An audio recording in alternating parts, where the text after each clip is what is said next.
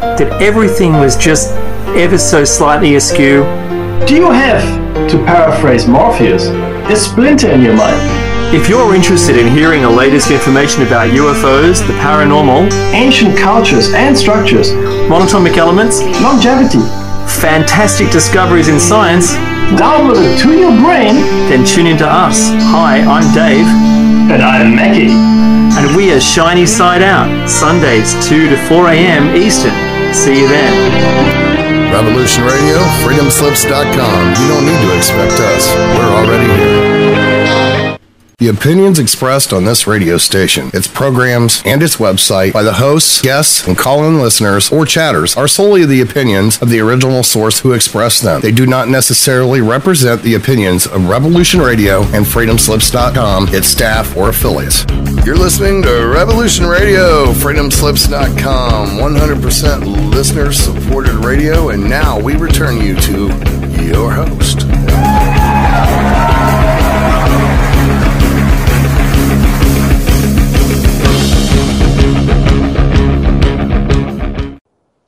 Welcome one and all to I Am Nature. I'm your host, Brian Porter, and this is the show where we seek solutions for the world's major problems. The topic of today's show is the world drug trade and the campaign against probably one of the best drugs on the planet, cannabis and hemp.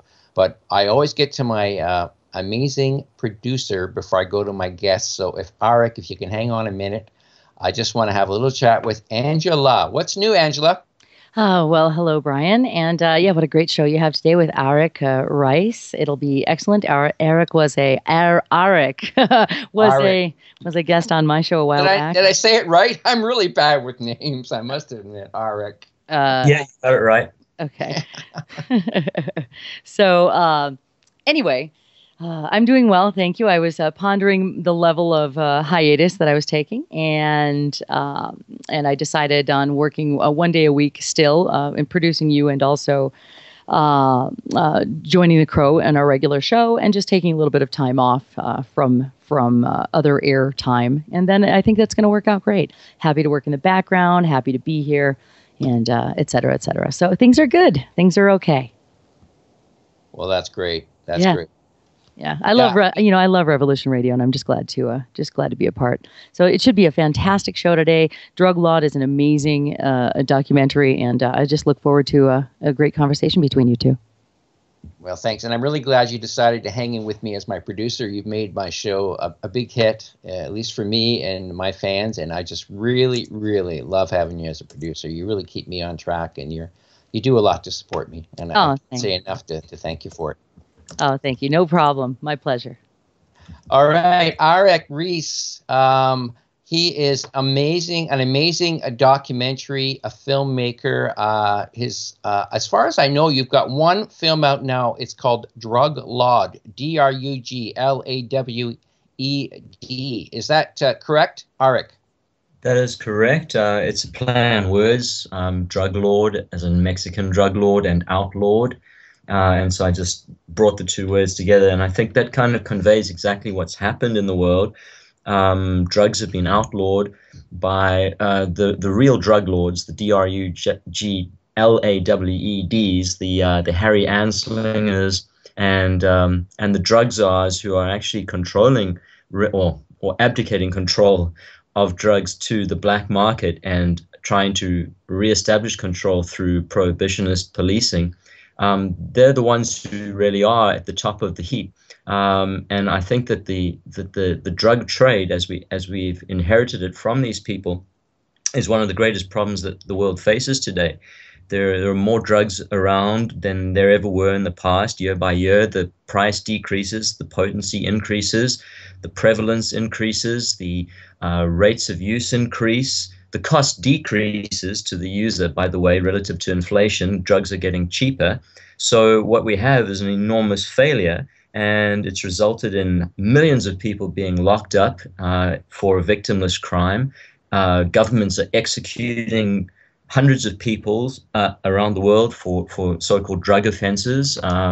Every year, people are hanged, people are killed by firing squad. You get people dying in prisons because they've been locked up for cannabis offenses and they are denied access to medication. Often the medication is cannabis itself. So you've got the human rights issue of people being denied access to medicine all around the world. It's a really big problem, and it's costing trillions of dollars. Yeah, that's a great little summary. We'll take a little bit more time to go over some of those great points you make. But I wanted to start with how you made this film. Like, bring us through the initial what motivated you to make the film, and how you actually managed to do it logistically. I think it sounds to me like it's a pretty interesting story in and of itself. Well, it started in 2009 when I met a man named Arik Reiss, who's featured in the movie. He is the director of the Dunedin Cannabis Museum, and he was under investigation in 2008 by the Dunedin Constabulary for his activism. They saw him as a threat because he had a radio show where he was advocating legalization of cannabis, and they sent undercover agents into the University of Otago, where he was a research fellow and a Is that lecturer. in New Zealand? Is that That's in in University New in New Zealand, Zealand? Yeah. yes. Arik is from New Zealand, by the way, folks. Yeah. I'm from South Africa, but I'm currently living in New Zealand. Oh, okay. Sorry. Yeah. Okay. Sure. The Dunedin police spent hundreds of thousands of dollars surveilling Abe and his group of 420 protesters. Eventually, they arrested him, and the judge, after a long deliberation, threw the case out because he realized how ridiculous it actually was. But by that stage, the 420 protest group had now achieved national notoriety, and I thought it would be great to make a short film about them, but the film just kept expanding and expanding and expanding, and so many world-renowned experts wanted to speak to me that it ended up being a feature film with experts from the UK, the US, Australia, New Zealand, and Holland all contributing to the film. Yeah, no, it has. I watched the film now, I guess about 1.5 times, and wow, I mean, it's up there with the best of them, in my opinion. Really, I mean, I was really blown away. I mean, you did an incredibly good job. I mean, was this your first film? Have you taken like a course in filmmaking, or was this just all like? Did you just sort of create this all on your own? Well, no, I've been working in the film industry since 1997. It's not my first directing, but because I've done some TV before this. In fact, I did a TV show about cannabis called Inside New Zealand High Time, which gave me a groundwork on which to build a feature film. So it developed over the course of 6 years, and I'm quite happy with the way it all came together. Yeah, and you had a crowdfunding campaign too, as well. Two crowdfunding campaigns. One on Pledge Me, which is a local New Zealand platform, and the other one on Kickstarter. And while we're on that subject, I'm going to do another one for the sequel. In about a month, I will launch another Kickstarter campaign. So please look out for that and support the funding of the sequel. Well, one of the reasons I like to get people like you on, because you're trying to make a difference on this planet, I like to promote what they're doing. So perhaps Angela or someone could put a link to the download link for the movie Druglawed in the chat. That would be awesome. Sure thing. All right. I will send Angela a link to there's a 55% off coupon, which your listeners can use. So then it's only $2 to download the film. I will send that link to Angela now. Oh, that's a pretty good deal, $2. I mean, this film is remarkable. It covers a period of about 130 years of history, I'd say, for the most part. It's well put together. It's somewhat chronological, but it does jump around a bit. And I thought that was pretty interesting, the way you sort of, go ahead and back in time. And but man, is it forceful? Does it make some incredible connections that I hadn't seen before? Kudos to you, boy. I mean, it really is a great movie. when I watched the movie, one of the figures that I like, and I really appreciate the work that he did, was a guy named Michael Rupert. I was a little bit surprised that he wasn't in your movie, but do you know Michael Rupert, or did you know him before he passed away? I know Michael Rupert, well, not personally, but I've read his books. I've seen several films with him including Collapse, where he's featured. And his story is incredible, especially the connection with the drug war and how the CIA tried to recruit him into their drug operations. I'm firmly in the camp that says the biggest single drug organization on this planet is actually the U.S. government by way of the CIA. They've been running drugs since the 1950s, and all over the world, in fact. I mean, whereas a lot of the cartels, the Mexican cartels and the South American cartels, they're regionalized, and their focus is Europe and North America as their markets. The CIA, they see the entire world as their market, and they will make money selling drugs at any opportunity they can. And not only that, they have the support of the U.S. military, Air Force, and possibly the Navy as well might be involved to run their drugs. So they're a very powerful drug cartel in and of themselves, if not the most powerful. Yeah, it's one wing of I see it as one wing of the military-industrial complex, the drug trade. I'm sure it's a huge revenue generator for them, and it's so. Not only do they steal all this tax money to do no good, but they have all this illicit money coming in. It's quite the scam. Unbelievable. But what was I going to get to? You were talking about Michael Rupert? Oh, Michael, yeah. What an amazing man, eh? He did so much, and unfortunately he's left us. But man, he really laid it all on the line there with his confessions about being approached and having such a high level of security clearance. And he's one of my heroes, one of my modern heroes, no doubt about it. Do you believe his death was suicide? Well, what do you think? I saw a few videos about it. There was quite an extensive one, I think about 25 minutes. The chap who was boarding him, letting him live on his land and whatnot, seemed to believe that, it was, that he had decided to, he'd spent enough time in this on this plane of existence. He'd seen enough corruption, and I guess he decided to just move on. But what's your view on that? I haven't really looked into his death too closely. From what I understand, yes, it probably was a suicide, which is unusual because when many of these whistleblowers die, it's under the most extraordinary circumstances and is still ruled a suicide, as was the case with Gary Webb, who wrote Dark Alliance, which exposed the drug ring that Michael Rupert was approached to join. Gary Webb was shot twice in the back of the head, and it was ruled a suicide. So I don't know how somebody can shoot themselves twice in the back of the head. That's it's not possible. But nevertheless, the coroner ruled his death self-inflicted. So yeah, I mean, there's so many suspicious deaths around these kinds of whistleblowers. It wouldn't surprise me if Michael Rupert was executed in a similar way, but yeah, I have to look into it. Yeah, no, there's a very good video about it on the internet, because I too was a little bit skeptical, and I completely agree with you. I mean, you can't shoot yourself twice, you can't stab yourself in the neck or shoot yourself with a nail gun 7 times, like a lot of these bankers are being taken out. There's a lot of mafia-style hits going on, folks, everywhere on the planet. So, but I think I remember Michael, we used to chat a lot on Facebook, and I used to encourage him to stay on the bright side of things. He used to get pretty dark. He used to follow a guy who had a site who was basically, the purpose of the site was to chronicle the end of the planet.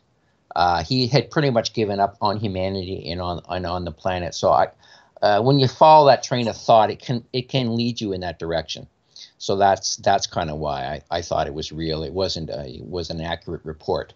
But it's let people. But the important thing about Michael Rupert isn't the way he passed on. Is the fact that he did such an incredible job enlightening, especially the alternative news media, about what was really going on. And he had an integrity beyond almost anyone who's lived. I mean, he went through a lot of death. There were a lot of death threats made against him. He ended up living in Canada because he was poisoned with radiation or some sort of nuclear radiation that I think gave him leukemia or something of that sort. So he had gone through a lot of a lot of trauma in his life. He was a fighter up until the end, at least. So I give him all the kudos in the world, and it's a tough story to follow. It's pretty depressing. I mean, the drug trade is basically, I see it as a way of controlling people. That's one of the main purposes for it too. Sure. Well, originally the drug laws were meant to control the unwanted and undesirable elements in society during the early 1900s. Hindus, Mexicans, blacks, specifically jazz musicians. Jazz music was seen as satanic by the original drug czar, Harry Anslinger. He even used those words, satanic jazz music, in his congressional testimony in 1937 in order to get support for the Marijuana Tax Act, which was the first federal prohibition of cannabis. He was saying that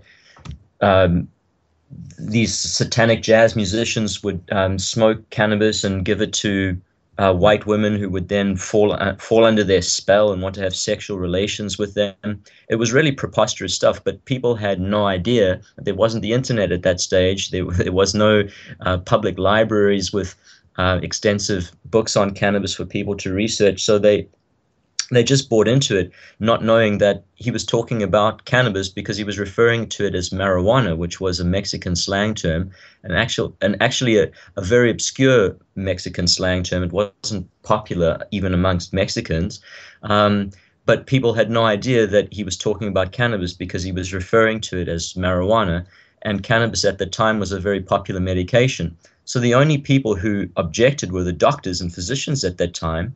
And in fact, Dr. Woodward of the American Medical Association appeared in Congress to oppose Harry Anslinger's testimony, and he was told to shut up and sit down. And his objections were overruled, and the Marijuana Tax Act was passed. So we're still living with the laws that were crafted in the 1930s. In fact, even earlier, as early as 1906. And very little has been done to change it. It's odd that in the United States, where these laws actually originated and were subsequently exported to the rest of the world, there's been more done to repeal the laws there than in the rest of the world, which is still blindly following these laws. Yeah, there's been some recent light at the end of the tunnel, I'd say, but let's leave that for the end, because there have been some good or effective changes in the laws in the U.S. and you can actually, there are states where you can actually buy it, cannabis oil and marijuana, or however you want to term it. I'm no expert in cannabis, as I was talking to you offline. I'm one of the few people I know it has no effect on whatsoever. So I don't do any of it, but I'm all for people. The benefits are incredible, and the hemp plant in and of itself, to me, is one of the great wonders of the world, in my opinion. The uses are just unbelievably varied and positive for us as the creatures of nature, which I believe we all are. But you know what? One of the favorite parts of the documentary is the beginning. And actually, you threw a little snippet in at the end, too, and I caught that during the credits, about this amazing woman, Mother Mary. Why don't we share that with the audience? A great clip. Sure. Well, Mother Mary Joseph Aubert, whose original name before she became a nun was Suzanne Aubert, was a French nurse who was trained in medicine during the Crimean War. So she was a very advanced in terms of her medical knowledge, and probably was the most advanced healer in New Zealand at that time in terms of the length of time she had practiced medicine. When she arrived in New Zealand, she was carrying marijuana seeds with her because it was part of a kit that she had brought to the country, intending to plant botanical medicines to make medications which she then subsequently sold. These medications were the chief proprietary medicine of New Zealand at that time. She was exporting thousands of bottles of them all over the world. Many of them contained cannabis, which was the most popular medicine in the world at that time. And she used the proceeds. That would have been what, back in the 1880s, around that time? Yeah, that's right. In the second half of the 1800s, the cannabis was present in half of the world's medications. Wow.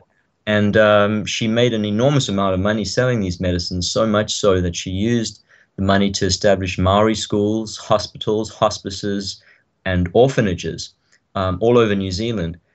And also she established the only homegrown order of Catholic nuns in New Zealand, the Daughters of Our Lady of Compassion, which still exists today, by the way. And she is currently being beatified as a saint by the Pope. So she is the holiest, if you would like to take Catholicism as your benchmark, she's the holiest figure in New Zealand's history. And she was also a very strong advocate of cannabis and used it herself and prescribed it to her nuns. The curious thing is that when she died in 1926 and received the largest funeral that's ever been given to any woman in New Zealand history, just to give you an indication of how well known she was and how influential she was, when she died in 1926, the very following year, 1927, New Zealand signed the Opium Treaty, which had cannabis bundled into it and made cannabis illegal along with opium and a number of other drugs. So had she been alive, I'm sure she would have objected to New Zealand's signing of this treaty because it basically outlawed the medication that had built up her order and had established all of these public works. No, I don't think it's a coincidence that they waited for her passing to pass this law. I think it's to me it's an obvious correlation in it, yeah, because she was as popular as what you're saying she was. She was like the Gandhi or the Mother Teresa of New Zealand. I think any opposition from her wouldn't have gone over well in the political realm. So I'm pretty sure that correlation is pretty close. But what you were saying off air as we were chatting before the show about the response of the Vatican to your movie, and you're pointing the fact that Mother Mary, one of her favorite medicines was cannabis oil. What did they say about that? Well, it wasn't the Vatican. I would have been delighted if the Vatican had. Oh, sorry. Or somebody from the church. Yeah, it was the local, the New Zealand Catholic Authority released a statement saying that the film is inaccurate and there's no historical evidence to support what I've contended in the film regarding Mother Mary. So I wrote back to them with all the references to all the books which cite Mother Mary's use of cannabis. And I also pointed out that you can go to the Museum of City and Sea in Wellington and see an exhibit about Mother Mary, which contains numerous empty bottles now, they're empty, of cannabis medications, which prove incontrovertibly, as well as her own writings, where you can see in her prescriptions when she has actually prescribed cannabis to her patients. So there's ample evidence to support what I've contended. And it was curious that the Catholic Church is so insecure about her connection to cannabis that it wants to issue a denial of the assertions that I've made. But they didn't respond to my response. So except to say, if these contentions are true, it shouldn't affect her beatification because cannabis was not illegal at the time she was alive. So they sort of wavered, I guess. They've granted me that it might be true, even though it definitely is. Well, the reason I said the Vatican is because I'm pretty sure that the Vatican probably had something to do with this, But yeah, you're right. It was just more the head of the Catholic Church in New Zealand That's right. And if I could point out, this Yeah, is there was no lawsuit. There was no pressure put on you. Nothing of that sort. No intimidation tactics. unfortunately not. I would have loved that because it would have generated a little bit more controversy and publicity for me. Um, so, maybe I should try and goad them into suing me for making those assertions. But it's intriguing that the one thing that's standing in the way of Mother Mary's beatification more than anything else is the fact that she had such a long and rich history of growing and selling cannabis. Uh, and that's the thing that the Pope, who I'm kind of a fan of the Pope, the current Pope, because he is progressive on a lot of issues like climate change and so forth, and is doing away with all the prohibition on same-sex relationships, which I think is great, and we need a Pope like that. But on the issue of drug use, he's very backward and very anachronistic. And Really? so since he believes that, the same old propaganda that drug use is evil and that cannabis is evil, and he keeps on trotting out that line. And this is what might make the beatification of Mother Mary problematic for him, because anyone who examines her history will come to the conclusion very quickly that she was an advocate for all of these drugs that the Pope is now claiming, as all the popes before him have done, that these drugs are evil. So yeah, it's hopefully that doesn't get in the way of her beatification, because in the event that she does become a saint, she will be the world's first cannabis saint, the first patron saint of cannabis. And I think then her history will enlighten a lot of people about the real uses of cannabis as a medication, and just how prevalent it was at that time. It was used for dozens of different diseases and ailments, neuralgia, asthma, depression. It was used to wean people off harder drugs like alcohol and the opiates that were very prevalent at that time. So yeah, it can still be used for those things today, and it can be used more safely than most of the pharmaceutical alternatives that are offered to people. Oh yeah, I mean, we're trying to synthesize everything natural, and it's it's unfortunate, and it's I mean, hey, we were evolved in nature, and the natural source of everything is better for us, whether it's food, water, medications, whatever. I mean, I've done a fair bit of study on the Ayurveda and the Vedic tradition. There's 4,000 different plants that any decent Ayurvedic practitioner is aware of. This is quite a comprehensive list, and I'm sure cannabis is one of them. I mean, it's it is one of them. Yeah. Now, it didn't. I love this Mother Mary story in connection because I believe that people like Mother Mary are really angels sent here to help us. Okay, well, we're going to have to drop it for a minute here, Arik, and we'll pick it up after the break. More of Arik Reiss and his great movie, Druglawed, in a few minutes, folks.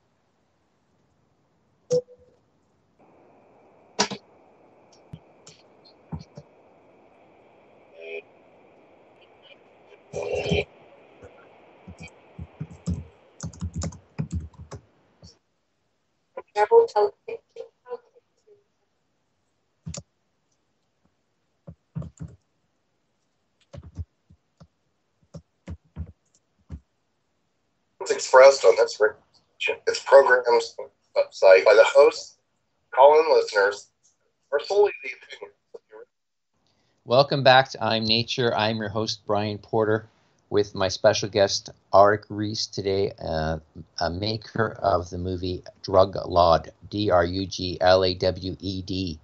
So, Arik, maybe we should tell the listener the website, the easiest way to get access to this incredible film. It's www.druglawed.com. So it's like outlawed, but druglawed.com. Oh, that's pretty simple. Beautiful.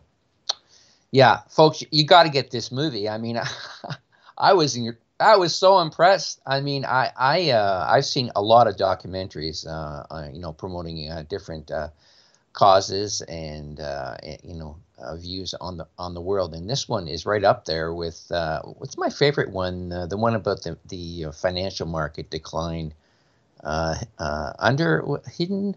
God, me and names, but it featured Damon. John, is it Donnie Damon? But it was about the financial crisis. Oh, Matt Damon.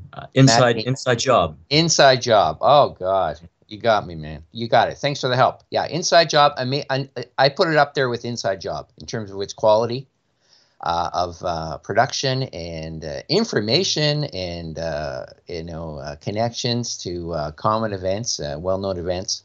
But the hidden truth behind these events is not well known to a lot of people. So, yeah, amazing movie, folks. So I hope everyone listening, or some of you, will download it. And he's got a discount coupon in the chat room for $2, folks. $2. I mean, you can't beat that. So just a little bit more about my favorite character in the movie, Mother Mary. She just really, I just love people who are so loving and caring and helpful to the planet. So you were saying in the break that she actually was taught about the medicinal uses of marijuana and cannabis oil in medical school in France in her era. That's correct. Yeah, it was a very popular medication at the time, both in Europe and in the United States. And when she received her medical instruction in her training as a nurse, prior to going to serve in the Crimean War, she was taught about titrating cannabis to make medications from it, and other botanical remedies as well. But cannabis seems to have been the most important one in terms of the number of medications that it was mixed into. It was mixed into approximately half of the world's medications at that time. Half? Half. During the second half of the 1800s, it was present in varying quantities in half of the world's processed medications. And it's present in almost every pharmacopoeia in the world up until the 1950s, when the references to cannabis became somewhat contentious, and they were purged, and these pharmacopoeias were re-edited without the cannabis entries in them. And so a lot of very old knowledge about the uses of cannabis for many, many ailments has been lost. And we're slowly rediscovering it now in the 21st century through scientific testing and through anecdotal evidence. But a lot of very old knowledge has been purged from these pharmacopoeias. And it's a tragedy, because it's one of the safest medicines on the planet, and it's as effective or more effective than the pharmaceutical alternatives that are being trotted out today. And not only that, these pharmaceuticals are extremely expensive, have many side effects, of course, and you can't produce them on your own, whereas you can grow cannabis medications in your backyard if you have the right seeds. So it's part of the consolidation of profits for the pharmaceutical companies. And in fact, I didn't mention this in the film because there was not enough time. The film would have gone on for hours longer had I looked at every single angle. But John D. Rockefeller was heavily invested in the pharmaceutical companies of the 1930s, and he was very supportive of banning cannabis because it meant that all of the chemical substitutes that his companies were now producing would replace the banned substances, including cannabis, that people were using for their to maintain their health. So there were a lot of profit motives that went into the prohibition of cannabis, not just medicine, but the paper industry, the cotton industry, the fuel industry didn't want hemp being used to produce biofuel. So a lot of rich men ganged up against it, and that's where the prohibition actually comes from. It was just convenient that hemp and cannabis are actually from the same family of plants, because hemp was the real target of the prohibition. And if there were no psychoactive properties to its so-called cousin marijuana, then hemp would still be would have been legal throughout the 20th century, and we'd have a very different world to live in today, a very greener and and more egalitarian world. Yeah, it was very popular for a lot of things, even beyond medicine. But you were talking about how they synthesized other types of medicines to replace the cannabis oil. In as you say, it was very popular in over half of the medicines prescribed back then. Can you give me some examples of synthesized copies or attempts to replace the power of cannabis? Sure, you've got Marinol, you've got Drabanol. Sorry, I don't know how to pronounce the other one. There's a couple of ones that are synthesized. Their molecular structure is very similar to cannabis, but they are lacking in the entourage effect, because when you distill cannabis from plant material, you have 60 plus cannabinoids that are present in various proportions to the medication, and these have an entourage effect. So they balance out the medication. They combat things like nausea, paranoia, and all of the kinds of side effects that you will experience from Marinol. So most patients, according to one of the doctors that I interviewed in the film, specifically his name is Rick Doblin, most patients prefer the natural products, whether it's an oil or just the plant material, which they can either vaporize, smoke, or eat. And their reactions to the synthetic versions of cannabis are generally quite averse. So the preference is for the plant material. And that's why I think pharmaceutical companies are very scared, because if people had widespread access to cannabis, it would replace whole shelves of pharmaceutical medications that they might otherwise be taking. So I think what the pharmaceutical companies are trying to do now is to gain proprietary ownership over cannabis, either through genetic patenting or ensuring that however the laws are scripted, it will ensure that they have control over the dispensing of cannabis to whichever country that they're operating in. And I think we have to be very worried about that, because especially with the Trans-Pacific partnership which is being negotiated, which consolidates power in the hands of corporations, it means that we have even less say in what medications we have access to and how we're allowed to use them, and also less control over how much we need to spend on these medications. So yeah, we have to be very worried about corporate control over cannabis. In fact, Monsanto has recently patented the first genetically modified cannabis plant. Oh, you're kidding. Variety. Oh, Yeah, no. so Monsanto is getting into the cannabis business as well, and that's exactly what we don't need. We don't need these multinational corporates controlling our drugs, whether we're using them recreationally or medicinally. I mean, it's one of the hardiest, fastest growing plants in the world, hemp, right? It doesn't need any help or any hindrance. It's almost immune to any sort of bacteriological or insect infection or what's the word? Parasitical kind of connection. Is that not true? Is it not an amazing plant, hemp? It's just incredibly resilient. That is true. It's the fastest growing biomass on the planet. So it outgrows weeds. In other words, weeds that may grow in a field of hemp will just simply die off in the shade of the hemp, which is just growing much faster. And you don't need herbicides, you don't need pesticides, you need very little water, and it doesn't denude the soil that it's grown in of minerals. So it's very beneficial for both the land, both for water consumption, and it's a much cleaner crop in terms of the absence of pesticides and herbicides. It sequesters a lot of CO2 for those people worried about CO2. I'm not as worried about CO2 as some, but for those on that bandwagon, it's a great sequester.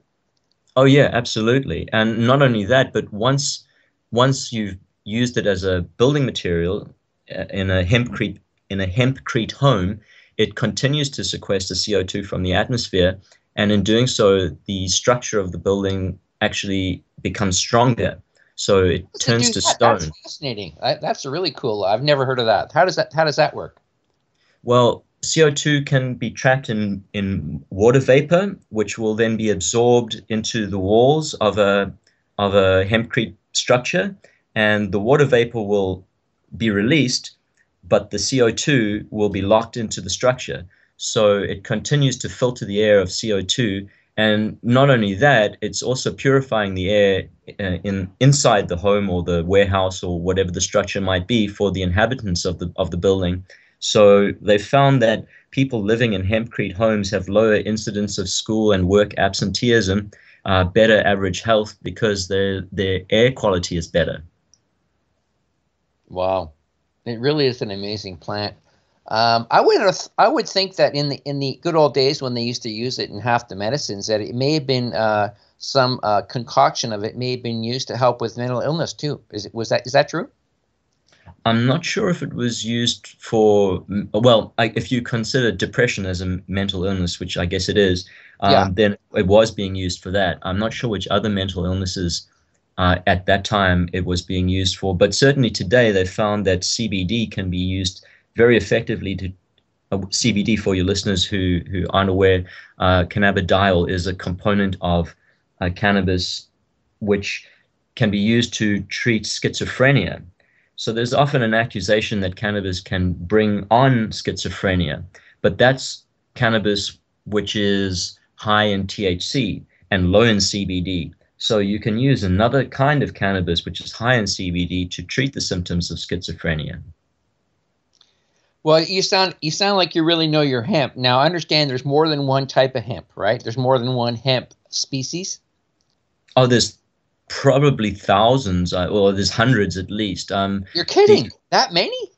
Yeah, because, well, let me give you an example. Here in New Zealand, they've bred a strain of hemp called Aotearoa 1. Aotearoa is the Maori name for New Zealand, for your listeners overseas. And Aotearoa 1 is very good for growing in wet conditions, so which is what New Zealand has because there's a high degree of rainfall in New Zealand, and so each region can you can use specific seeds depending on which region you're growing the hemp. I think the most commonly used one is Compot, I think is the name of the most common hemp seed stock. And that's grown in Hungary and Uruguay and other countries. But yeah, there's many different kinds of hemp. And so if you're interested in growing the hemp for the seed, for the seed which can be processed into food and oil, you would choose a certain kind of hemp. If you were growing your hemp for the herd, you would choose another kind of seed. And if you were growing your hemp for the fibers, you would choose a third kind. And within those three basic categories, you have many different kinds of seeds depending on weather conditions and soil type. Wow, it's amazing.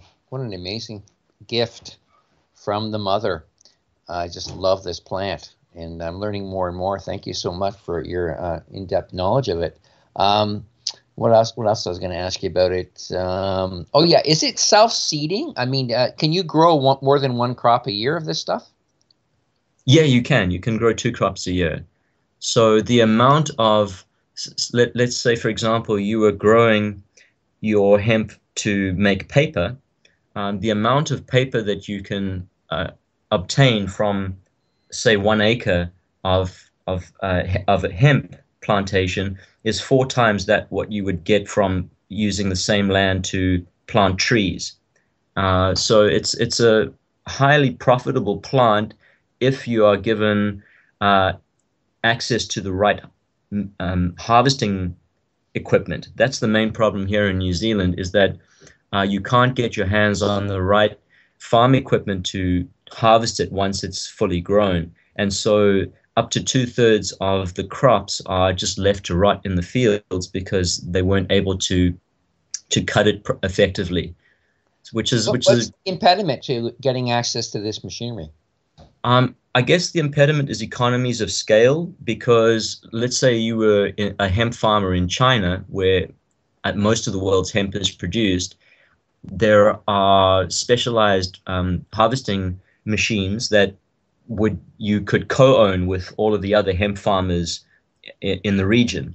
But because there are so few hemp farmers in New Zealand, it's prohibitively expensive for them to buy or to even import for rent one of these harvesting machines.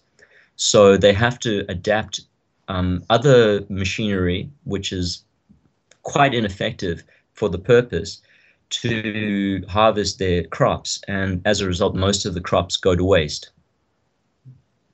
I see. I see. Is it difficult to harvest? Is it take a fairly hardy machine? Does the stalk get really thick quickly, like a bamboo kind of thing?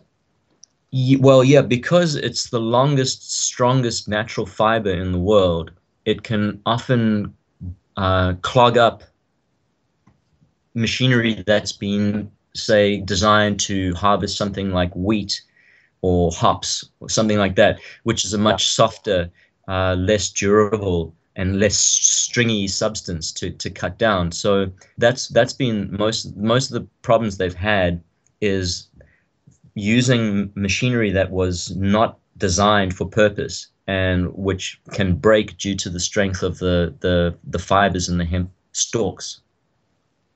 Mm-hmm. Now, in the film, let's get back to some of the historical data in the film, which is really fascinating. The first drug act passed in New Zealand, 1927, Dangerous Drug Act. Was this, and this was common? You're saying that the U.S. led this almost war against hemp and cannabis worldwide. It all started about this time. Yes, that's right. The U.S. And Great Britain were the two countries which designed the Opium Treaty of 1925, and they used the League of Nations to force, either directly or through diplomatic means, most of the countries in the League of Nations, including New Zealand, to sign this treaty.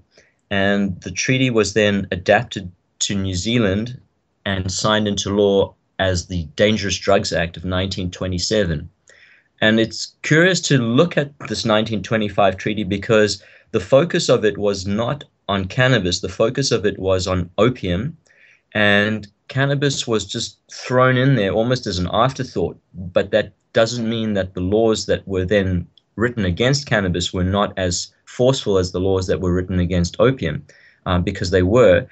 However, cannabis was still legal to procure in pharmacies, or apothecaries as they were called at that time, in New Zealand. And it was only after World War II and the United Nations international drug treaties, which New Zealand then signed, that cannabis was subsequently banned as a medicine as well.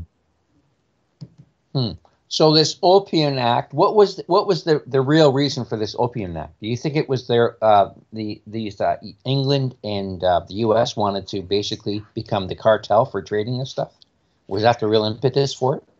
No, I think the real impetus was mainly racism, because in the U.S. the Chinese were using opiates as a recreational drug, and they were seen as undesirable elements in society. And so because you couldn't lock somebody away simply for being Chinese, you had to have a pretext, and the pretext was they had opium. So you could lock them up for having possession of opium and for frequenting opium dens. So they were trying to clean up the streets, mainly in cities like San Francisco, of these undesirable elements in society. And the involvement of cannabis actually comes from the very racist South African government of the early 1900s, because they were the ones who petitioned the League of Nations. Specifically, they petitioned the American and United Kingdom governments to include cannabis as well, because they felt that it was causing the local black population to act in ways that were disrespectful of their white masters, essentially, or the people who believed that they were their masters. And so it was the South African government that petitioned the US to include cannabis, and the US complied because it kind of recognized that it was facing the same so-called problems in terms of its black population and its Mexican population, who were, also seen as undesirable elements. And so the drug laws were really written from the point of view of controlling these unwanted elements of society. Oh, interesting. Yeah, I was after the break. We're going to have a break in a few minutes. I'll discuss the. Not sure if you're aware of the fact that Canada averted being taken over by the U.S. in 1935 because of an opium by making an opium concession to the U.S. But anyways, yeah, opium definitely was. But opium, to my knowledge, used to also be a common medicine, right? It was, and it was actually it was available in Coke. The pot. Yeah. I mean, well, the curious thing is that even though there were all these treaties against opium, morphine was still used all around the world after that. But cannabis was actually more stringently banned. Yeah. Okay. We'll be back with Druglawed, the great movie by Arik Reiss. After the break. Welcome back. Are you there, Brian? I keep forgetting you come off mute at the top of the no hour. Problem. No my problem. pattern. No problem. Welcome back, everyone, to I'm Nature. I'm your host, Brian Porter. Special guest this week, Arik Reiss, maker of a great film. It's actually Arik Reiss. Arik Reiss. Rice as in rice, paddy, right? And Right. But this is the time of my show when I put in my plug for the amazing platform that I'm so blessed to work with. They took me in, and I've got a great producer like Angela. I've gotten so much help from people, and I'm so happy to be part of Revolution Radio, freedomslips.com. And the only reason we're here is because of you, are a generous listener. And I always remind people that we always need help. I mean, I always recommend the archives is the greatest source of information on the planet. 80 different hosts, 2 studios, running about 36 hours of original content daily. There's always a favorite host that people have, and if you miss the show, or as I do in my car, I like to download them and put them on my phone, and then I listen to them instead of listening to mainstream radio when I'm in my car. It's a great way to have information at your fingertips all the time. So please support Revolution Radio, freedomslips.com, folks. It is one of the best places on the planet for what's really happening in the news, and as we're discovering today, the evolution of drug law, drug prohibitions, etc. Now let's get back to our guest, Arik. So Arik, we were chatting a bit about the at the end there about the opium wars as well. And are you aware that this came out in some the president back in 1935, I forget the name, but the U.S. president, he was planning to invade Canada. They built all these airports along the edge of Canada, and the response from Canada was going to be surrender, because we knew we couldn't defeat them. But what the Queen did is she made a deal with the U.S. to give the U.S. clear title to all the opium markets that the England controlled at the time. Does that make sense to you? Well, I haven't heard of that, but it wouldn't surprise me at all. I mean, the first drug wars were actually to force China to buy English opium. So there were 2 wars that England waged against China, who had closed their opium trade down in China, and the English Empire was so incensed by that they actually bombed several Chinese harbors and forced China to actually buy their opium.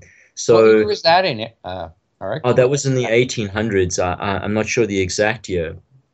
But I've heard of that, Canada, yeah. Canada was actually on the verge of being invaded by the U.S., you say? Yeah, back in 1935.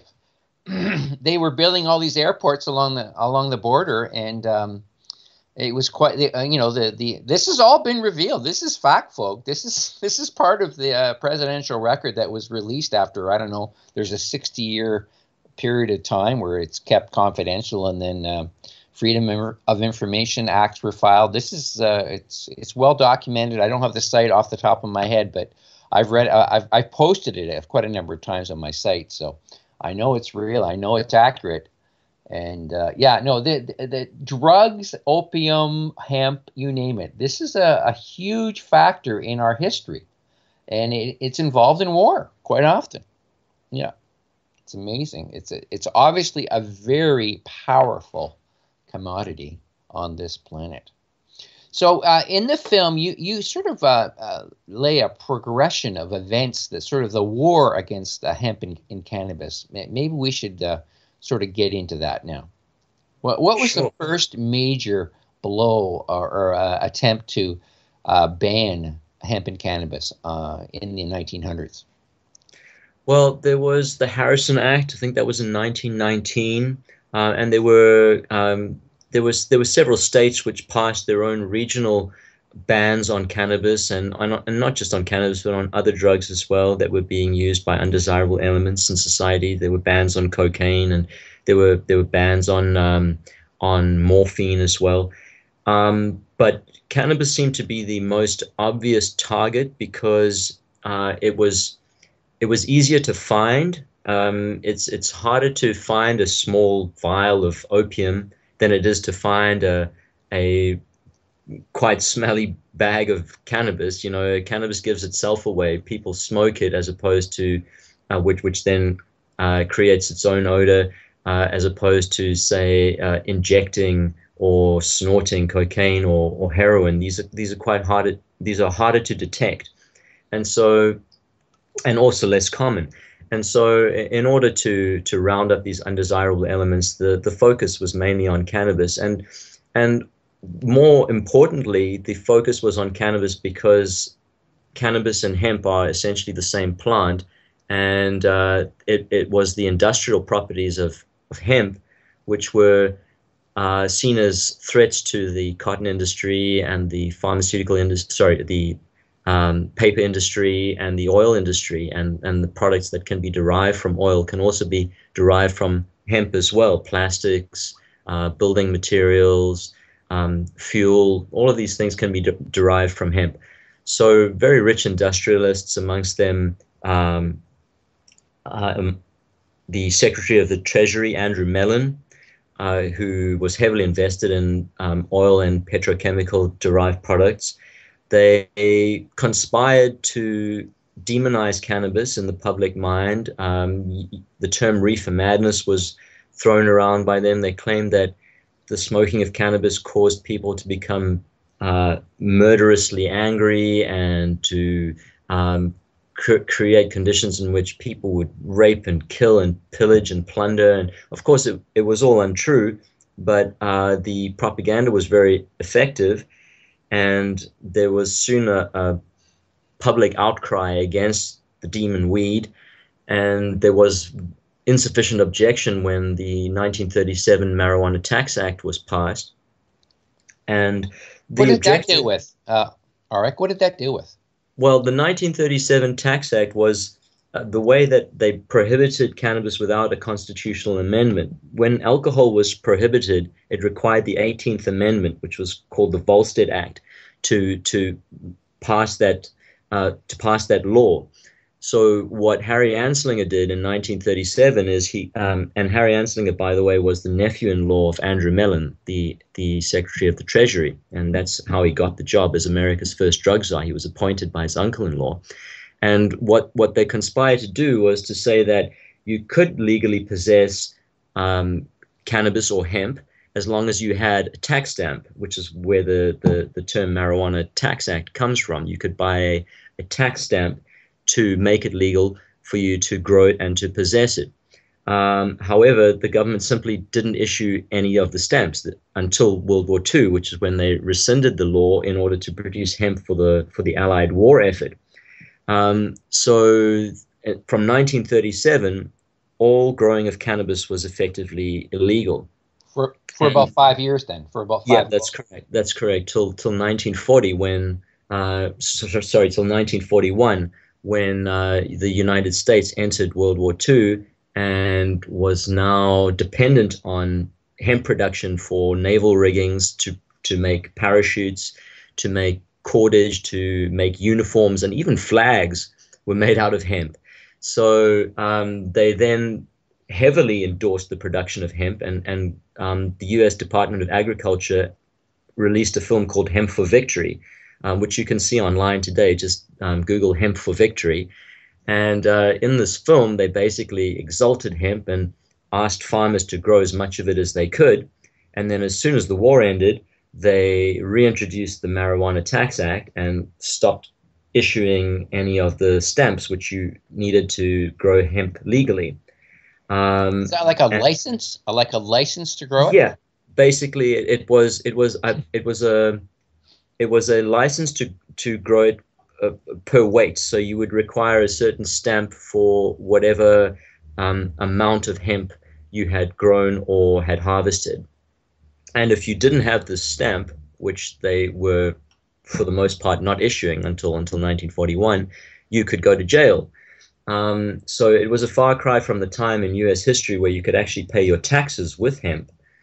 If you go back to the very first laws regarding hemp and cannabis, they mandated that you grow it. It was during the time when England controlled the U.S., and for the same reasons, they needed hemp to be grown for naval purposes, principally for the ropes and cordage and sails, which were all made out of hemp, and you were required legally to grow it. So yeah, that just gives you an indication of how useful it once was in not just economically, but in terms of its military and naval value.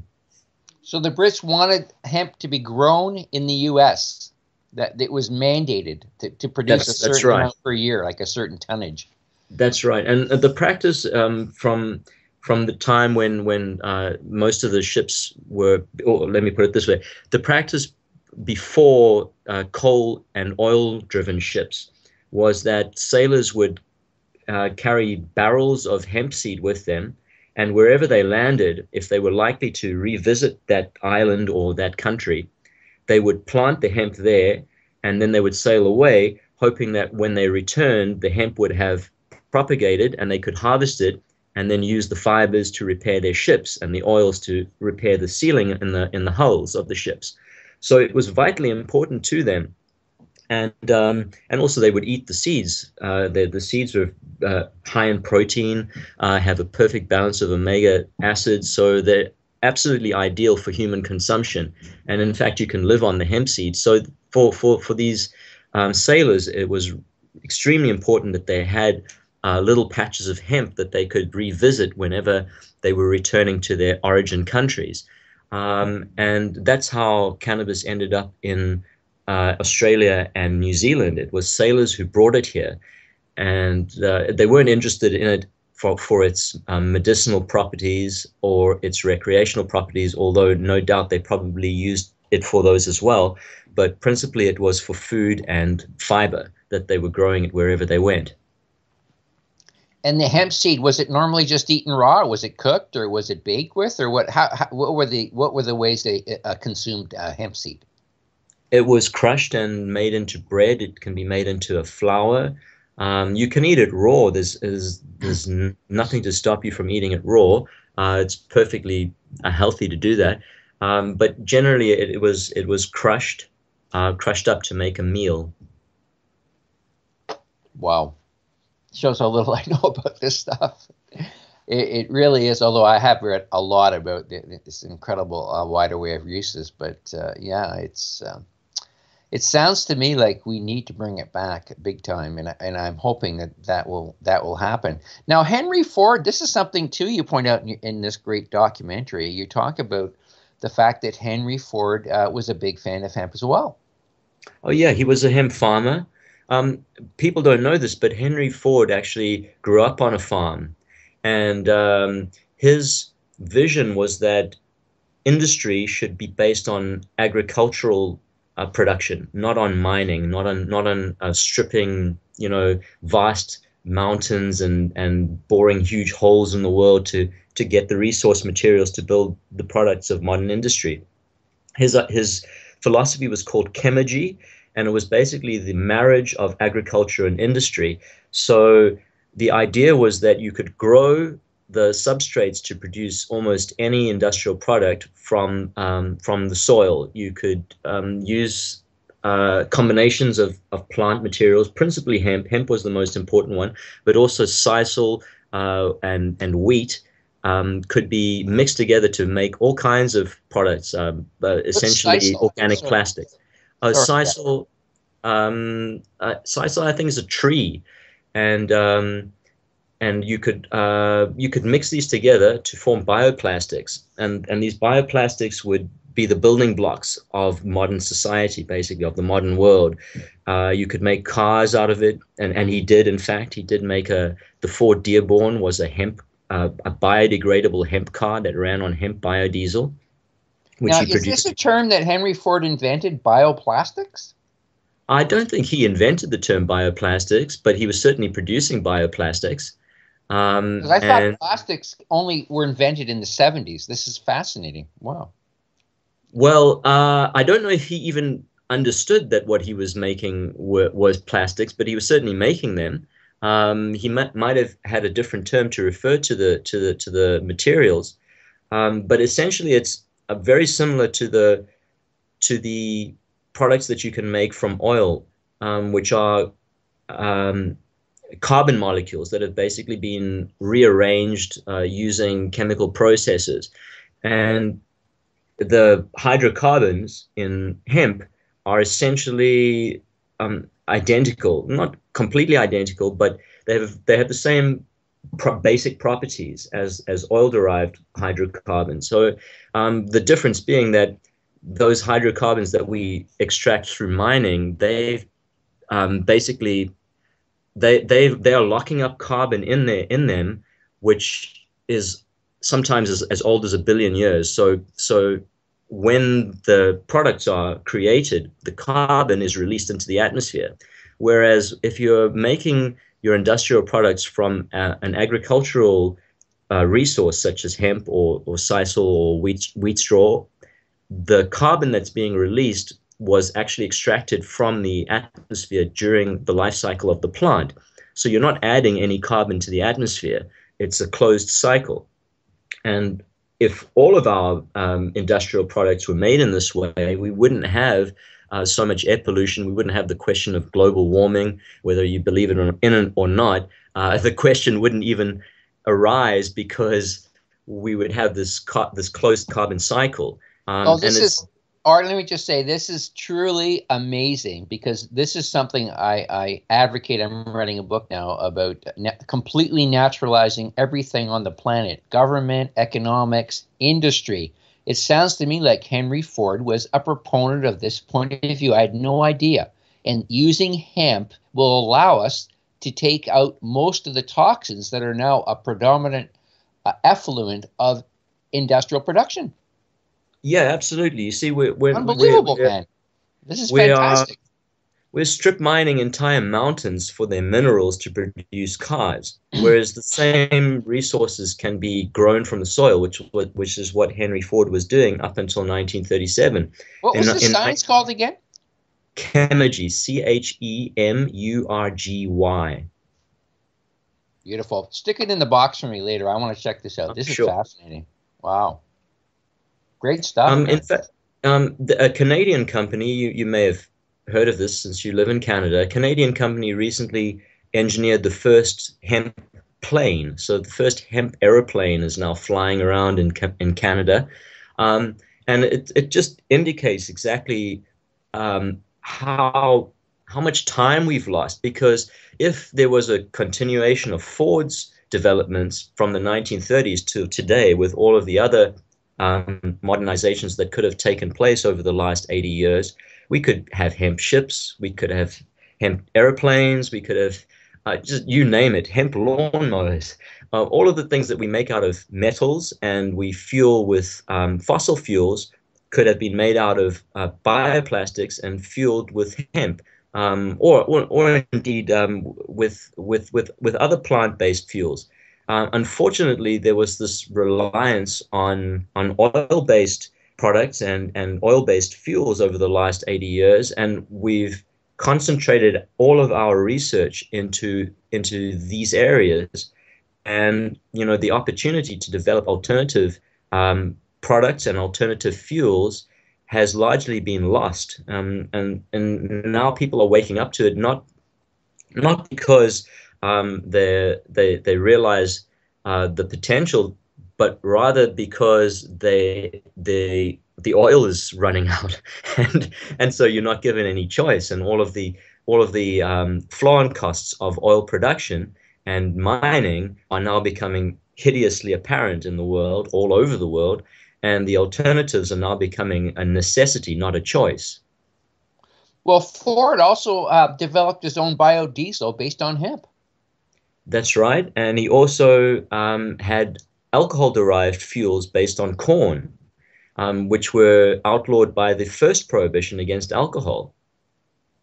You could drink this stuff and it wouldn't kill you? I don't think so. They kind of stretched that one, didn't they? Well, curiously, you wouldn't want to drink ethanol, the farm still fuel that was being produced on lots of farms in America during the 1920s and 1930s. Even during the Prohibition, the farmers continued to produce their ethanol. You could drink it, but it was hazardous to your health. It was extremely potent alcohol. It was something like 90% proof or 95% proof alcohol, so you could actually go blind from drinking it. Whereas hemp biodiesel, you can actually drink. It's not very tasty, but it's certainly not toxic. And if you think about all the problems that are caused by oil spills all over the world, both at sea and on land, those are completely obviated by, say, a spill of hemp biodiesel would actually not damage the environment in any way. In fact, a lot of marine life would be able to eat the spilled hemp biodiesel. So it would actually be a feeding frenzy. Not that you'd ever really have a spill of hemp biodiesel at sea because it wouldn't be produced there. But I'm just using that as a way of illustrating how non-toxic it is.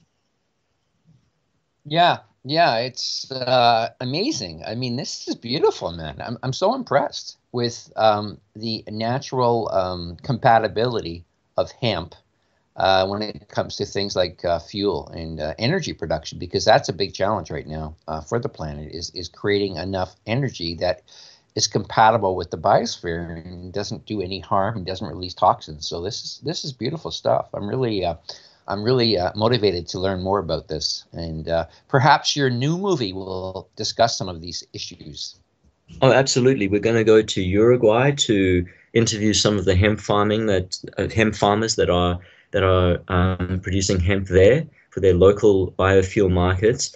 An important thing to note is that if hemp was a major source of our energy, it would be delocalized. So whereas now you have the concentration of oil production creating all kinds of geopolitical problems because there are only a few countries that are oil producing countries and the control of their resources is being fought over by largely colonial powers or post-colonial powers such as the US and England and France are all fighting for these dwindling resources. Hemp can be grown on 6 continents on the planet. It can grow just about anywhere in almost any soil conditions with very little water and at very little cost. And so you would therefore delocalize energy production. So hemp is a major threat to the oil producers, and I think they recognize it. But it's up to people to get their hemp licenses if that's what's required, and to start farming hemp, because essentially it's the most underutilized resource that we have on planet Earth. Whereas it used to be very, very well utilized in the past. Absolutely, it was the The world's fact most that we went important off it is the crop is a huge reason why we have so many toxins in the biosphere. It's amazing. It's truly prophetic what you're saying. It's beautiful.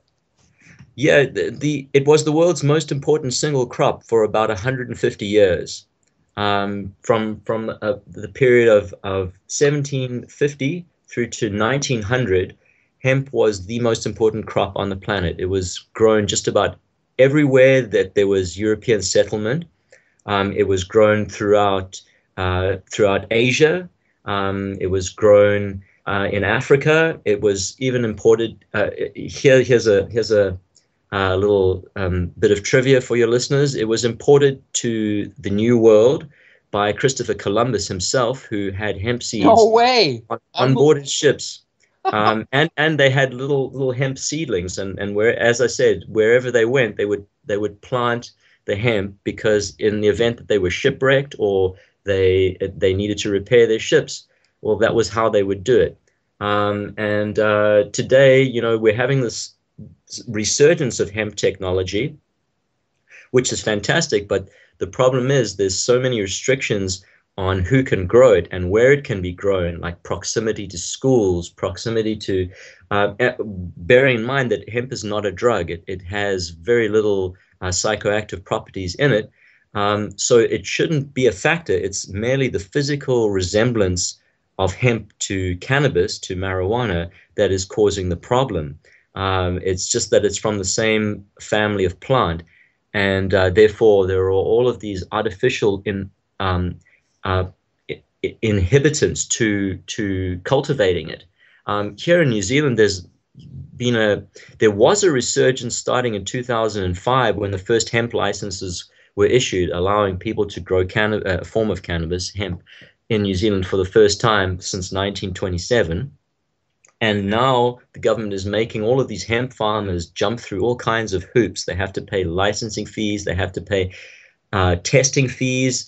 If there's more than 0.35% THC in their crops, the crops have to be destroyed. So they lose hundreds of thousands of dollars due to this kind of artificial policing, because it really is irrelevant how much THC is in the hemp plant. Nobody's going to smoke it. It's not going to be used for that purpose at all. It's going to be used for its intended purpose, which is food, fuel, fiber, paper, all those kinds of things.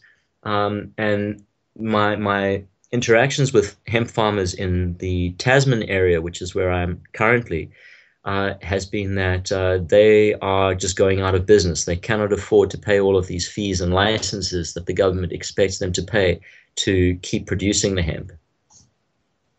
Well, it's one of the reasons I promote free free sustainability zones. We have to get away from government. We have to become resilient people again. We have to create our own communities and find a way to beat these restrictive government laws, because they really prevent innovation in so many areas when it comes to greening up the planet. And I encourage people to create associations and say, hey, we want to live free of government. It shouldn't be that hard if you get enough people saying, hey, let's do it. Because there's 15,000 eco-villages on the planet. Many of them are already doing the same kinds of things you were discussing. And this is the way we have to go, folks. All right, we're coming up to our third break, folks. So amazing man here today. I'm so impressed with Arik Reiss and the incredible viability and green qualities of hemp. As I am learning, I hope you are learning too. Okay, back soon, folks, with more of our discussion of hemp. Welcome back to I'm Nature. I'm your host, Brian Porter, and we're having a fascinating discussion about the history of hemp and its amazing versatility and how it could benefit, if we used it more widely, how it could benefit the biosphere and really do a lot to eliminate the toxins that are now being released everywhere on the planet, which are a huge problem that we have to solve. So I'm really appreciating the information I'm receiving now from Arik, our expert in hemp and cannabis. Now, I don't want to leave this topic for too long, but I want to get back to this great movie you put out, Druglawed. And do you see the drug war and the restriction on drug use and whatnot as part of the police state? Oh, absolutely. We have all kinds of impositions of government power into our personal lives, but when it comes to the drug war, what they're basically saying is they are determining what you can and cannot put into your body, and secondly, they're denying you access to medicine, and they're also asserting that they have the right and authority to imprison you should you disobey them when you have not harmed another human being. So if for example they were to apply the same standards equally, then alcohol and cigarettes would also be illegal because they are drugs. In fact, they are more dangerous drugs than many of the drugs that they have prohibited us from using through their laws and prohibitions. But of course, alcohol and cigarettes are given a free pass. They're very prevalent in society. They're given exemptions in the United Nations drug treaties, in fact, and there are alcohol and tobacco treaties that are separate, entirely separate from the international conventions on narcotic drugs, whereas alcohol and tobacco are narcotic drugs, but they're dealt with through separate trade conventions. So they're basically also thereby telling you how you can and cannot influence your own consciousness. You're entitled to influence your consciousness through the use of alcohol and cigarettes and through the use of pharmaceutical medications as well, but you are not entitled to alter your consciousness using cannabis, psilocybin, ayahuasca, all of these things which would have a profoundly beneficial effect on you as an individual and therefore by implication on society as a whole, would help in personal healing, would help in your progression in life towards a higher goal, in terms of how many people I have met who've recovered from really debilitating illnesses such as post-traumatic stress disorder through using currently illegal narcotics. It's unbelievable. I meet people every week who tell me that they've used these illegal substances in a very beneficial way, but they run the risk of being imprisoned for doing so, or having their children taken away from them by child protection agencies. So this is an enormous overreach by the government, not just in New Zealand, but all over the world, into our personal lives and dictating how we can and cannot treat our illnesses, how we can and cannot influence our own consciousness. So the drug war, I think, is almost the point of the spear in many ways. Yeah, I totally agree. I mean, some of the most powerful, restorative, and good folk that I've had on my show, people who have set up huge networks of eco-villages, people who have fought the sustainability battle. I'm thinking of Alberto Ruiz. I'm not sure if you know him, but he's living in Mexico now. He took a 13-month or year tour of Central America and South America, helping the poor, teaching them how to grow their own, teaching them how to dispose of their waste more effectively, how to live more sanitarily. You name it. I mean, this guy is a hero of heroes in my book, and he was inspired by shaman and ayahuasca.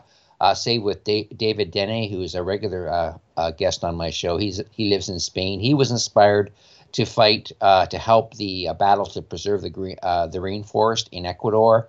It all started with a meeting with a shaman back in the year 2001.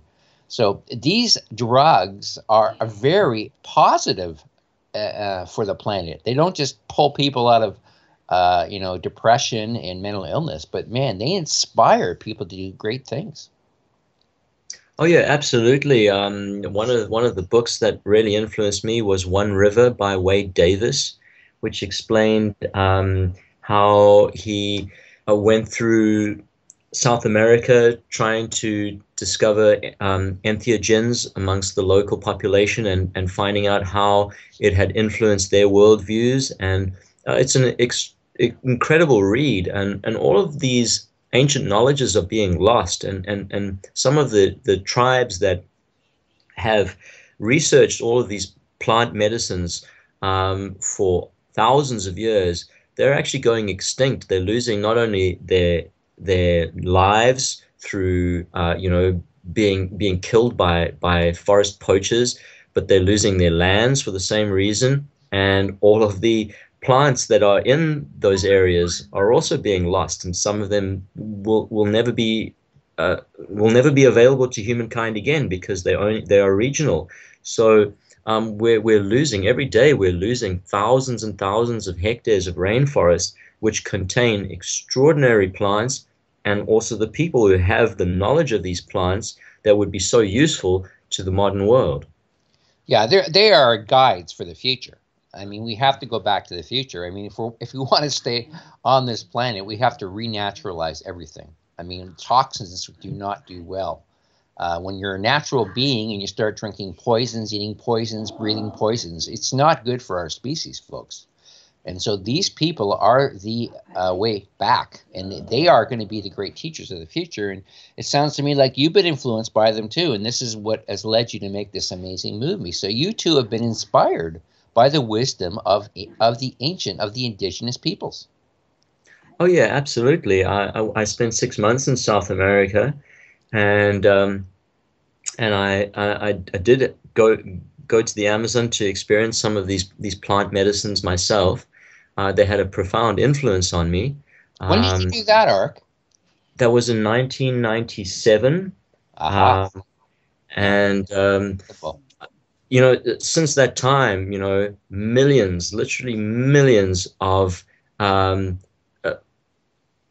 hectares of rainforest have been wiped out. And these are lost forever. A rainforest is it's all above ground. The soil in those areas is actually not very fertile at all. And once you've destroyed it and planted soybeans or whatever it might be that you've planted there, even if you stopped farming the soybeans there, the rainforest is generally not going to restore itself. It's an ecosystem that is almost entirely above ground. And once it's gone forever. So yeah, we really have to protect our natural resources. And it's more than just the oxygenation of the planet. As I said, there are thousands and thousands of medicinal plants in every hectare of rainforest that will not grow in any other conditions anywhere in the world. And once that's gone, it's gone forever. Yes, they're very fragile systems. I do believe, though, that we've developed ways of reinvigorating destroyed rainforest.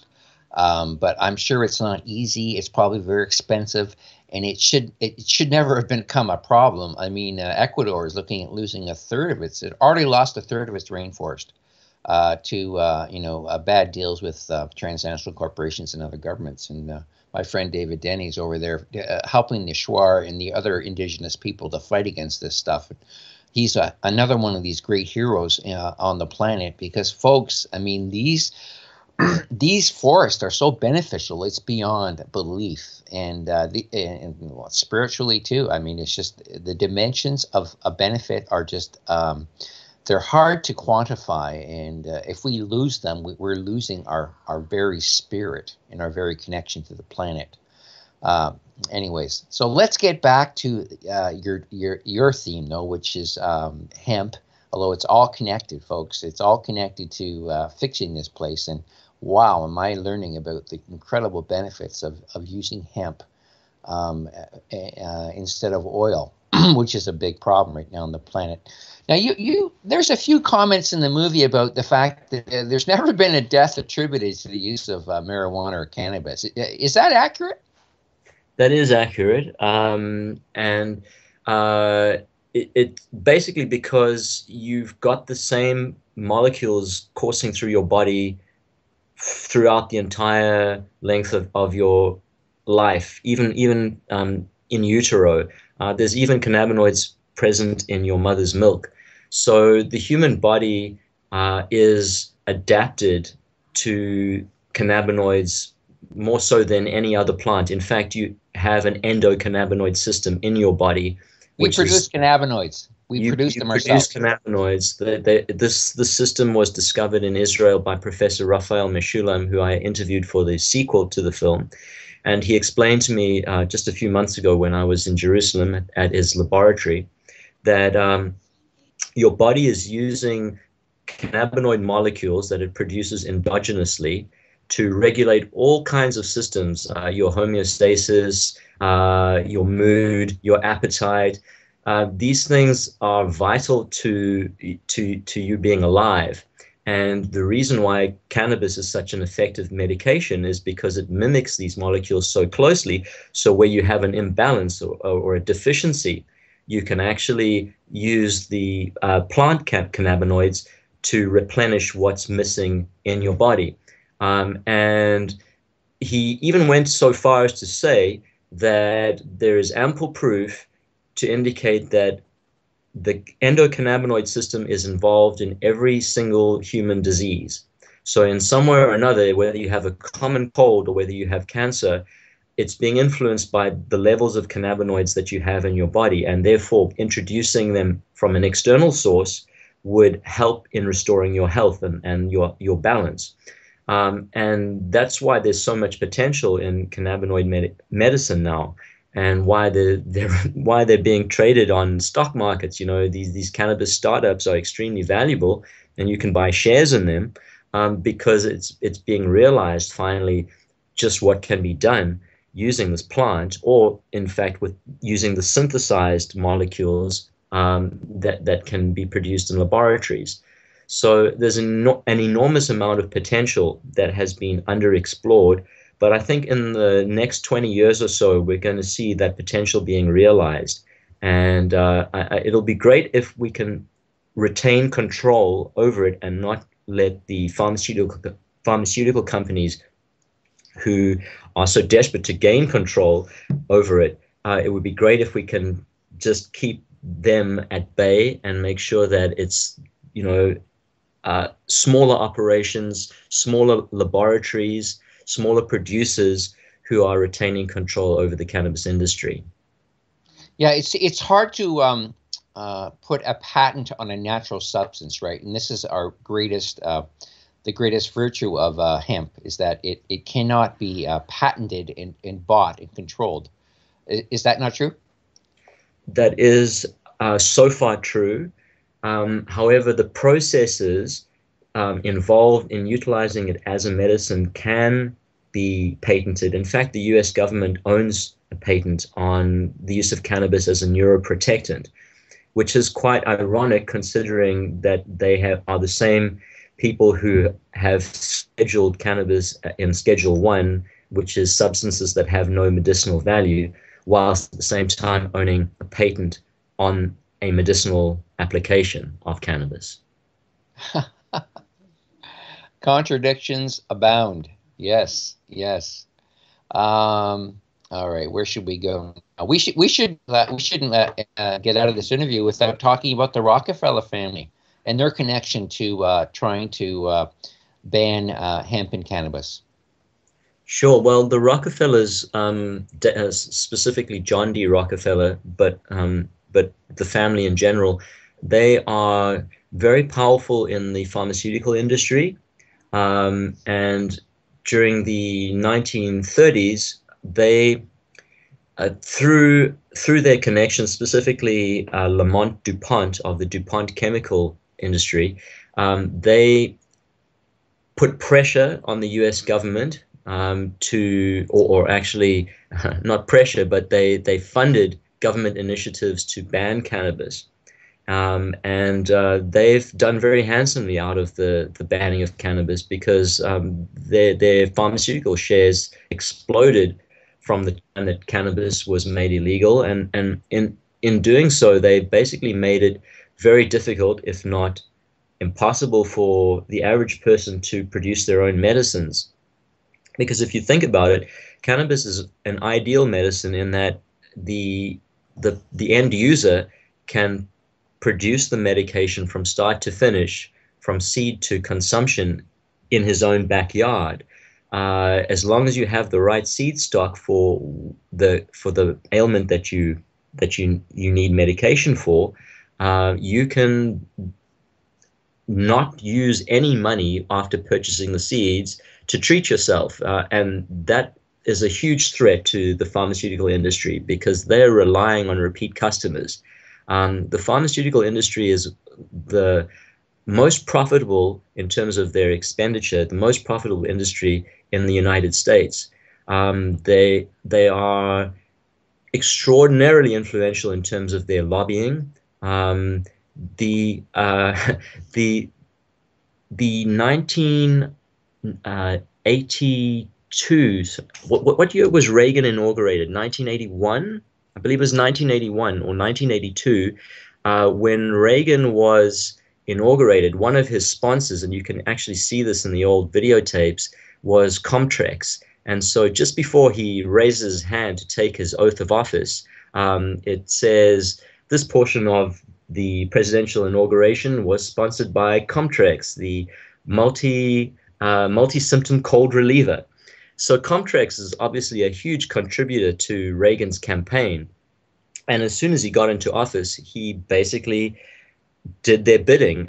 They had given him millions of dollars, and now he was in their service. And so part of his whole Just Say No campaign, War on Drugs, which was specifically focused against cannabis, was at the behest of this pharmaceutical company. We actually put that in the film. It's in Druglawed, so you can see that yourself if you download the film from www.druglawed.com, druglawed.com. So yeah, it just gives you an indication of how powerful the pharmaceutical lobby actually is. Yeah, I'm glad you reiterated the site again. Maybe say it one more time slowly for the listener, because we are getting near the end of the interview, and I want to make sure everybody listening downloads this movie. It's incredibly powerful, incredibly informative. It's druglawed.com. So right. It's Druglawed, but with a deliberate misspelling. Appropriate, to be sure. I guess the movie is helping to create some activism or supporting activists around the world. Yes, if you do want to arrange a screening, that's absolutely free for you to do so. You just need a copy of the film, and you can contact me. You don't need to ask me if you want to do a screening, but it would be great to know, because then I can help publicize it for you. And it's being shown at the Dunedin Cannabis Museum. It's basically on a loop there, so anybody who walks into the museum will be able to sit down and watch the film. And it will be screened at a venue in Melbourne, Australia on the 5th of December at one of their entheogenic conventions. I can tell you which one specifically in just a second. Entheogenesis Australis, Entheogenesis Australis, the EGA conference in Australia on the 5th of December. So they're expecting about 500 people. So it is an activist film. It is an educational film. And it is my fervent hope that many people will see it and spread the message about it. So like me on Facebook, Facebook/Druglawed, and tell your friends if you've seen it that they can download the film too. If for any reason you cannot afford to see the film, please send me an email at info@druglawed.com, and I will send you a link to download the film for free. But if you can afford to purchase the film, that would be great, because all downloads fund the sequel, which is currently in production. And if you be so kind as to send me an update on the new movie, I will definitely mention it on future shows when there's a link to the fundraising site, the crowdfunding site, and get the word out for you. Great, thank you. I will do that. Okay, and when do you anticipate? You said in about a month you're going to start the new crowdfunding initiative? That's right. Mid-November. It will run for 42 days, so it'll run through to December. And I'm hoping to raise $4,200 to fund the next leg of the production, which will be in Uruguay. Oh, wow.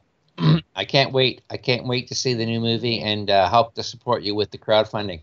Okay, it sounds like, Arik, we're getting near the end of this interview. It was incredibly informative, beyond even what the movie had to offer. I hope people were going to archive this show, listen to it. And again, Arik, you're a super guy. I'm so glad I found you. Thanks to Angela. And keep up the great work. I'm sure we'll be Thanks for having me on the show, Brian. It was a great pleasure to be talking with you. All right. Take care now.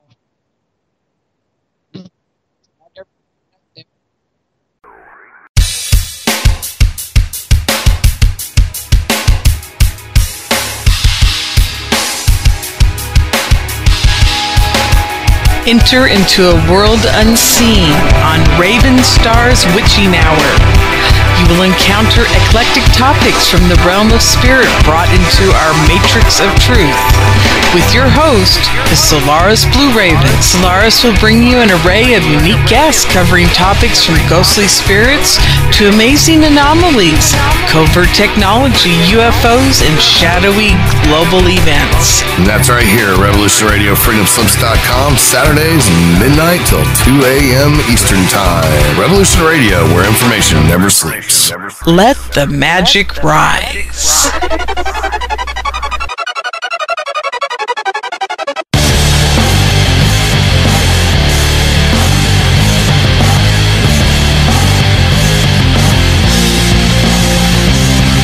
Hi, this is Bo.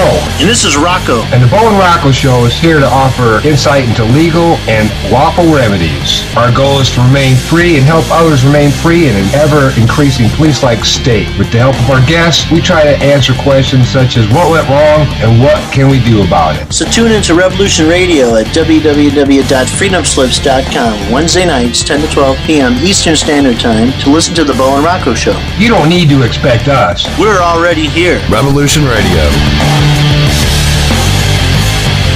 Every Tuesday evening on Revolution Radio at freedomslips.com, we present our goddess spiritual warrior, Kathy Bilski. I command. I call to the architect of the universe's divine creators and ask for permission to quantum leap the world in all life forms on all planes and dimensions, seen and unseen, connected with planet Earth, to let us go beyond our known potential into the greatest unknown golden age the universes and worlds and all planets have ever experienced. Kathy teaches the spiritual truth so that you may create a better life and be able to make positive changes for yourself and for the planet. She helps us remember that we are not powerless, but very creative spiritual beings having an Earth experience. Time to quantum leap into the age of divine enlightenment and let Kathy provide you with the tools of knowledge you need to awaken spiritually. That's the Quantum Leap Show. Let Light Unite every Tuesday at 10 p.m. Eastern on Revolution Radio, Studio B.